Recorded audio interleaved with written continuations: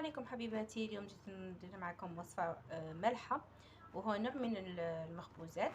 واش نستعملت هنا؟ عندي ملعقه نتاع خميره الخبز، ملعقه سكر، ملعقه تاع اللحظه، بو تاع ياغورت ناتور، وكاس تاع الماء. شوفوا نخلطوهم ونخلوهم يتفاعلوا شويه حتى الخميره تاعنا راها تبدا تتفاعل، غير يختمروا شويه. دوك انا هنايا نزيد لهم 2 معالق نتاع لافارين باش يولي لي لو لوفان، يعني نخدمو ان لوفان هكا تتفاعل الخميره مليح.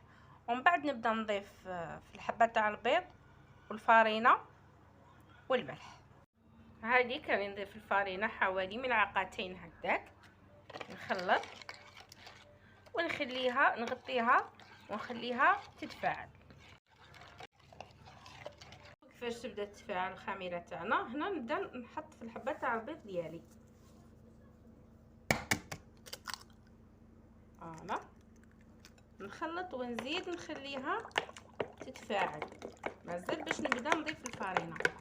شوف هكذا، نزيد نخليها ابوبخي 5 مينوت واحد اخرين، ومن بعد نبدا نضيف الفارينه باش نتحصل على عجينه. الفارينه ما نقدرش نقول لكم شحال، صاص 3 كيسان 4 كيسان، فهمتوني؟ يعني حتى نتحصلوا على عجينه كيما العجينه تاع الخبز تاع البريوش، فوالا ما تكونش قاصحه وما تكونش طريه بزاف، يعني نقدروا نمانيبيليوها.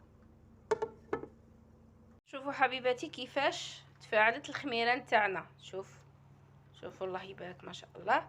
هنا نبدا نضيف في الفارينه، نضيف وندير لها الملح حتى تتكون عندي عجينه.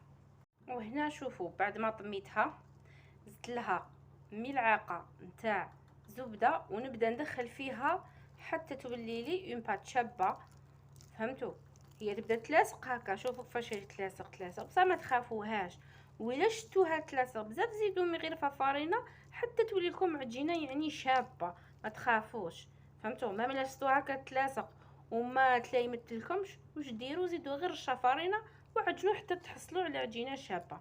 وطريقه التشكيل كيفاش: ناخذ الكره كما راكم تشاهدوا، شوف هكذا، ونثقبوها غير بيدنا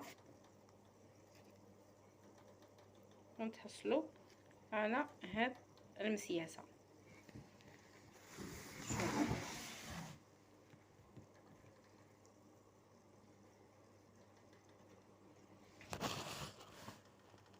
نزيد هنا دوكا نروح نغلي الماء في كسرونه، ندير كسرونه وندير لها الماء يغلي ونضيف له الملح، ومن بعد نبدا ندير فيه هادو مده 15 ثانيه هكاك، مام با 15. شوفوا حبيباتي كيفاش نشكلوهم. ناخذ كره ونحلوها غير في الوسط هكا بيدينا، نتحصلوا على هاد بغاسلي ونحطوهم يخمروا. ودوك نوريكم كيفاش نبداو نطيبوا فيهم.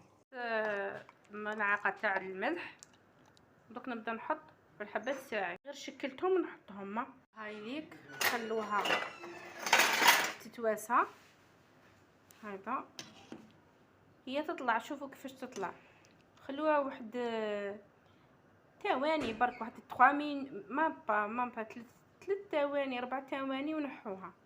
ومن بعد نحطوها في البابي اسويتو، خلوها تنشف، ومن بعد غير تنشف لنا نحوها ونديروها في سنيوه اللي نطيبوها. دوك نوريكم تفاصيل المراحل. وهاني نحيتها، هاي ليك تنشف فوق البابي اسويتو.